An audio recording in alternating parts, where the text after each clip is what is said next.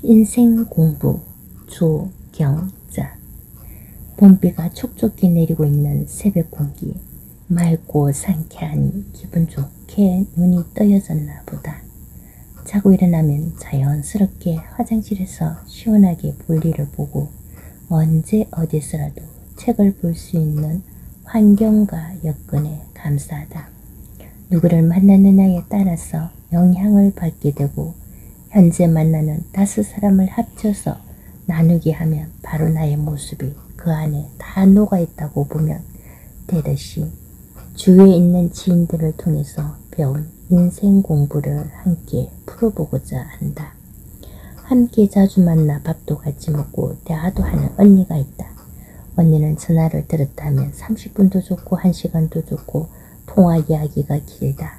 밥을 먹다가도 대화하다가도 핸드폰이나 집 전화가 오면 나중에 할게, 다음에 통화하자, 손님이 한 개 있다는 말로 잘라 끊지 않고 오롯이 통화에만 집중한다.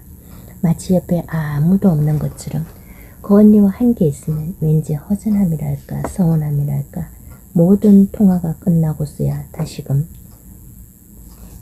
본연의 일상의 대화 속으로 돌아온다. 언제 그랬느냐는 뜻이 말이다. 연일을 이해하고 그럴 수도 있겠다 하고 마음에서 놓아버리고 자유를 얻기까지가 10년이란 세월이 흘렀어야 언니를 만날 땐 어느새 자연스럽게 한 권의 책을 들고 가게 되었다. 언니에게 전화벨이 울리면 난 옆에서 책을 펼치고 나 또한 책 속으로 나만의 진도를 나간다. 그 긴 대화가 끝날 땐 나 또한 책 속에 푹 빠져 나도 편안하고 언니도 편안하고 또 밥 먹고 차 마시고 과일도 먹고 대화하다. 피곤하면은 긴 소파에서 한숨 자기도 하고 그러면서 일상에 살아가는 이야기도 공유하고 그렇게 삶이 익어간다. 또 한 사람은 웃음석굴에서 함께 활동하시는 선생님이신데 그분의 철학은 어떤 만남이든 일단 약속과 만남이 이루어지면 핸드폰부터 끄거나 모음으로 하여 가방에 넣어두고 대화에만 집중을 한다. 내 앞에 있는 사람과만 집중하여 중간에 폰을 만지작거리거나 시계를 보거나 하는 것도 없이 1시간이든 2시간이든 약속 시간까지 내 앞에 사람에게만 100% 집중하는 자신만의 철학을 실천하는 사람을 볼 때 배려받는다는, 존중받는, 귀히 여김받는 느낌이라 삶의 현장에서 또 다른 배움을 접한다. 주식에 많은 돈을 잃었고 다시는 하지 않겠다고 하는 한 사람은 시도 때도 없이 폰을 만지작거린다. 주식을 보는 시간이 많다 보니 함께해서도 너무나도 먼 그대라고 할까. 주식을 보면서 욕을 했다가 화를 냈다가 계속 짜증 섞인 모습이다. 안 한다 하면서도 잘 손을 못 대는 건 그만큼 미련이 남아쓰이고 본전 생각이 나기 때문이라는데 과감하게 정리하고 노력해서 꾸준한 수입 창출이 되는 일을 선택하기가 쉽지가 않고 크게 한 몫을 맛본 다음이라 손 씻는 것이 단호한 결단이 필요하다는 것을 다시금 실감나게 배웠다. 다단계, 노름, 게임, 금융 다단계, 이자를 많이 준다고 목돈을 집어넣게 만드는 지인이라는 사람들이 전 재산을 탕진하게 하고 빚더미에 앉히는 파렴치한 쓰레기 같은 사람들, 온갖 미사옥으로 입에 혀같이 달콤하게 미끼를 던져 홀리게 그럴듯하게 설명하여 돈이 없으면 빚을 내서라도 심지어 카드 현금 대출, 심지어 카드 깡이니 비싼 이자를 주고서라도 돈을 끌어 투자하라는 권유를 혹해서 넣다 보면 같이 망하는 지름길이다.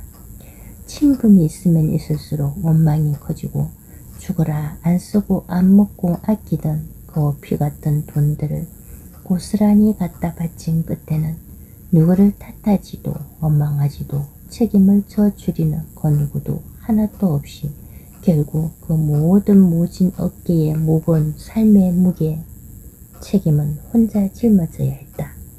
멘탈이 약한 이는 결국 스스로 목숨을 저버리는 경우도 있고 심지어 살인도 마다않는 뉴스 속 주인공이 될 수도 있겠구나 하는 생각이 절로 난다. 그렇다. 무엇을 선택하느냐는 본인에게 달렸다. 사기꾼에게 돈을 빌려주는 것도 그렇고 도둑이 훔쳐가는 것도 지키지 못한 본인의 탓도 있다고 볼 수 있다. 그래서 비싼 인생 공부를 하는 것이다. 생명과 맞바꾸었다고 생각하라고 하는 짐도 있고 살아있으니 다 시간이 흐르면 해결될 테이니 힘내라는 짐도 있고 이자 없이 큰 돈을 빌려주면서 천천히 갚으라고 하는 고마운 지인도 있고 덕분에 더불어 살아가는 삶을 새 힘내어 살아낼 수 있는 것이다. 또 다른 지인은 어리석은 본인 책임이라며 계속해서 만날 때마다 무거운 짐을 한 겹 더 얹어주는 이도 있었다. 생각해서 하는 말이라고 따끔하게 충고해 주는 것이라고. 그리고 친구 중에는 너무 힘들어 돈 얘기를 할 때 동거래는 하지 말자 라며 과감하게 선을 그어버리는 이도 지나고 보니 다 나에게 씩씩하게 살아남을 수 있는 힘을 준 고마운 친구였구나 하는 생각도 들긴 한다.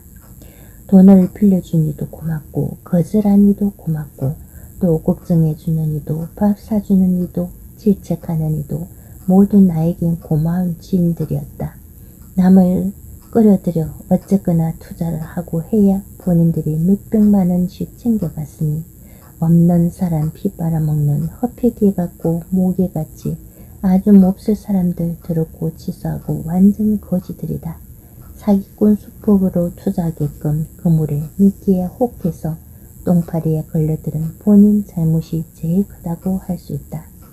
남의 말에 투자해서는 안 된다. 돈은 은행을 믿어야지 은행과 거래를 해야 한다. 사기꾼들은 남은 힘들게 해놓고도 본인들은 아무렇지 않게 지들 할 짓은 다 하며 살더라는 것이다. 본인들이 얼마나 남들을 힘들게 한지도 모르고 지나가 보면 이 모든 것들이 욕심에서 벌어진 어리석은 선택을 한 것이다. 그래, 다 잘됐다. 거름망에서 걸러내는 작업, 인생 공부, 경제 공부 확실히 제대로 했다. 다시금 밑바닥에서 시작해야 하는 어리석은 아픔을 안고 일어서는데 데미지가 어마어마하게 크다고 할지라도 평범하고 소중한 한 계단 한 계단의 경제를 일구고 살아가는 행복을 찾았으니 이런 경험을 통하여 깨달은 것이 있다면 성실히 벌어 정직하게 벌어 잘 살아가는 평범한 삶이 최고로 고마운 나의 삶의 경제에서 자유로워집니다. 마음 편히 사는 것이 최고의 행복이더라. 남의 것을 부러워하지 말고 쉽게 큰 돈을 번다는 유혹에 빠지지도 말고 돈 빌려주고 사기꾼에게 떼이지도 말고 내 것은 내가 지킬 줄 아는 지혜로운 삶을 살아가는 것이 행복이다. 평범하게 사는 것이 고맙고 감사한 소중한 삶이라는 것을 다시금 실감을 하고 뼛속 깊이 일상의 행복이 바로 천금과도 바꿀 수 없는 고귀한 삶이라는 것을 엄청난 비싼 독립금을 내고서야 배운 인생 공부였다. 비오는 개수만큼 행복한 부자, 조경자로 살아갈 수 있어 감사하고 감사하다.